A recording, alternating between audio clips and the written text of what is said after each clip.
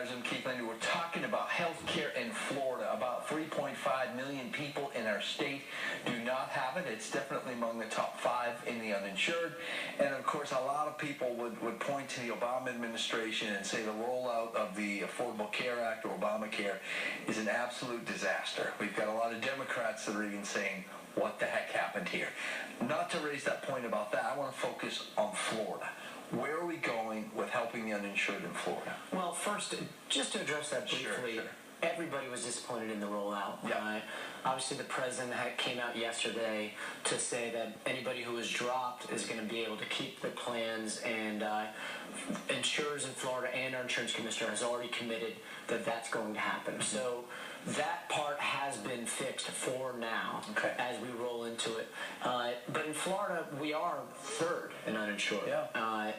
That means that about a third of Floridians don't have health insurance. Mm-hmm. So first, we have the Medicaid expansion issue that was rejected last year. In the Senate, we had a compromise plan.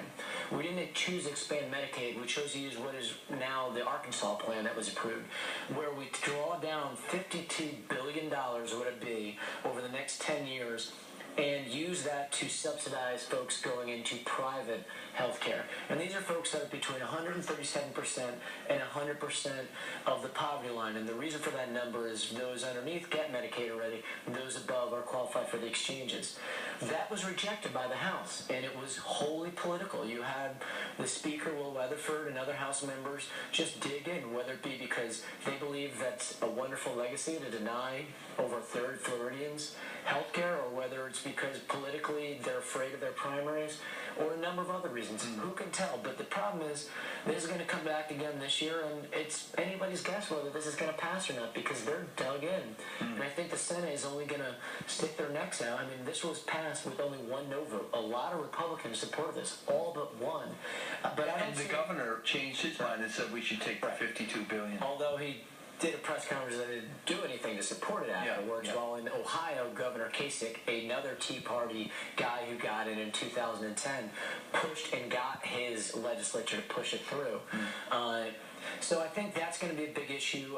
So let me cut to the chase. Are you saying that basically there's no real plan yet to help the 3.5 million people who are uninsured in Florida? You haven't heard any plan that's popped up? Right now, there's no compromise plan. The Senate has a plan. We passed it again this year. Right. You're going to re-rack your plan. But they won't reset it if there's no chance in the House again to do it. So, yes, we have a plan. We'd vote on it again tomorrow. All of us but one person voted for it. But the House, again, it takes two to tango. If they don't agree, then I don't see anything happening this year unless they could come to a compromise. And, stranger things have happened. Sure. But at the end of the day, my district has a lot of folks who are uninsured. A third of Floridians are uninsured. This is an important issue. And if not, there's going to be consequences that have repercussions in the governor's race and other races across the state. Let's switch to the governor's race. Most pundits are saying it's going to be Governor Christ against former Governor Christ against Governor Scott. A few people talk a little bit about U.S. Senator Bill Nelson maybe hopping in. What are your thoughts, or what have you heard? Well, my thought is if Charlie continues to run strong like he is right now, Bill's not going to have to get in. Mm-hmm. Now, keep in mind, there's kind of an irony, because Senator Nelson ran for governor, and his campaign kind of fizzled out, and then we all know the story. Lawton Childs walks in 2 months before the primary, wins it, and becomes governor. I think only if there was a scenario where there was a lack of enthusiasm. I'm not seeing that so far. When we were at the convention, there wasn't a elderly woman, regardless of race, trying to snatch a picture with Charlie Crist. There wasn't a young, starry-eyed Democrat who wasn't trying to maybe get in and work for him if he wins. And even in the most conservative polls, he's winning by 10%. Now, we all know there's going to be a multi-million-dollar machine running against him. If D.C. money comes down, he'll have enough to compete on that. Mm-hmm. But he's already a known quantity. So the slander fest that Rick Scott's going to try to put forward only gets you so much when people already know all about him, all the good, all the bad, all the in-between.